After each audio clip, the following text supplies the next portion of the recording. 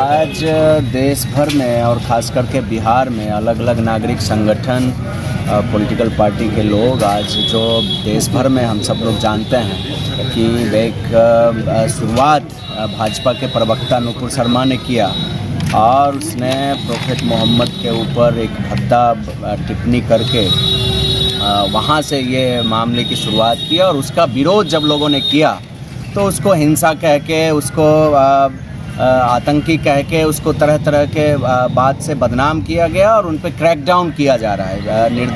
निर्दोष नौजवानों को जेल भेजा जा रहा है। हमने देखा रांची में 2 नौजवानों को गोली मारी गई और अभी बात आ रही है कि जब शांतिपूर्वक प्रोटेस्ट हो रहा था उस पर मंदिर के ऊपर से गोली चलाई गई, उस पर पत्थर चला गया। आप उसकी जांच कराओ, बिना जांच किए आप बुलडोज़र घर पे चला रहे हो, नौजवानों को जेल में डाल रहे हो। ये हिंदुस्तान में कतई बर्दाश्त नहीं किया जा सकता और किसी को भी इस मुल्क में किसी को भी विरोध करने का, प्रोटेस्ट करने का पूरा हक है और ये संविधान ये हक हमें देता है। इसीलिए बिना कोई जांच का, बिना कोई ट्रायल का आप जो न्याय सुना दे रहे हो, आप जो जजमेंट सुना दे रहे हो, आप जो बुलडोज कर दे रहे हो घर को, ये लोकतंत्र पे हमला है। ये सिर्फ किसी एक व्यक्ति के घर पे हमला नहीं है, जमहूरियत पे हमला है, इस देश के लोकतंत्र संविधान पे हमला है और इसके खिलाफ देश भर में जो संविधान पसंद लोग हैं, अमन चैन पसंद लोग हैं, इसका विरोध कर रहे हैं और हम लोग आज यहाँ बेगूसराय में इसका विरोध कर रहे हैं। और देश भर में ये बुलडोज़र राज उनका चलने वाला नहीं है।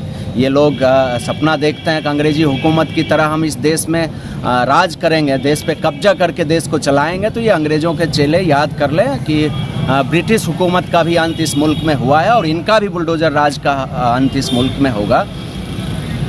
क्या नाम है? नीरज कुमार आरवई। लगातार जो सरकार संविधान की अवहेलना करते हुए धरना प्रदर्शन के हमारे अधिकार का हनन कर रही है।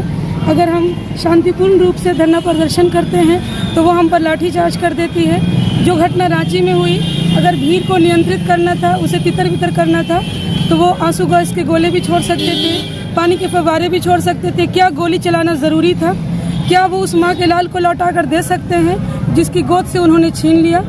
अगर सरकार संविधान के अनुरूप न जाकर सारे निर्णय स्वयं लेने लगेगी तो फिर कोर्ट की और न्यायालय की आवश्यकता ही खत्म हो गई।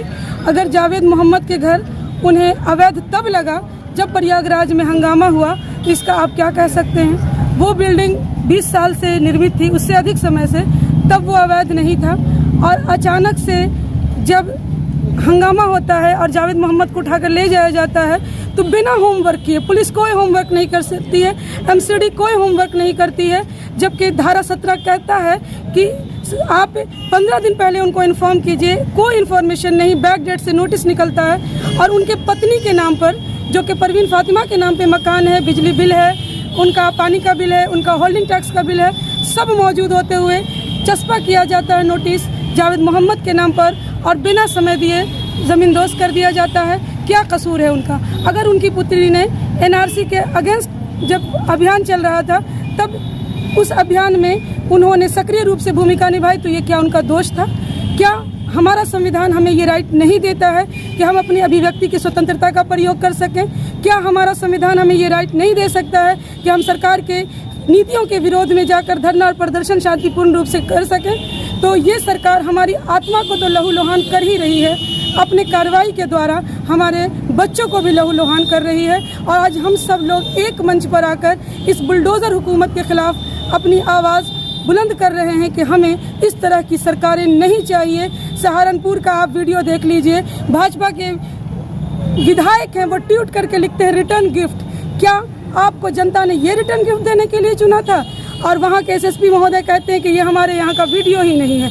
और जब तफ्तीश होती है तो एक एक व्यक्ति मिलता है सहारनपुर का, उनका सबूत मिलता है। तो ये कैसी हुकूमत, कैसा न्याय और कैसा शासन चल रहा है? इस शासन के विरोध में हम सड़कों पर हैं और शांतिपूर्ण रूप से अपनी बात स्वतंत्रता के लिए, जिस देश में हमारे पूर्वजों ने शहादत दी, उन पूर्वजों की शहादतों को आप इस तरह ज़ाया न कीजिए। हमें शांतिपूर्ण रूप से अपने देश में रहने दीजिए। हम अल्पसंख्यक हैं लेकिन हम भारत के नागरिक हैं। हमें जाना होता तो हम पहले चले गए होते। हम यहाँ रुके क्योंकि हम अपनी मातृभूमि से प्रेम करते हैं। हमें ये दंड अपनी मातृभूमि से प्रेम करने का मत दीजिए। इन्हीं आवाज़ के साथ हम सड़कों पर हैं आज। क्या नाम है आपका? मेरा नाम है डॉक्टर शगुफ्ता ताजवर।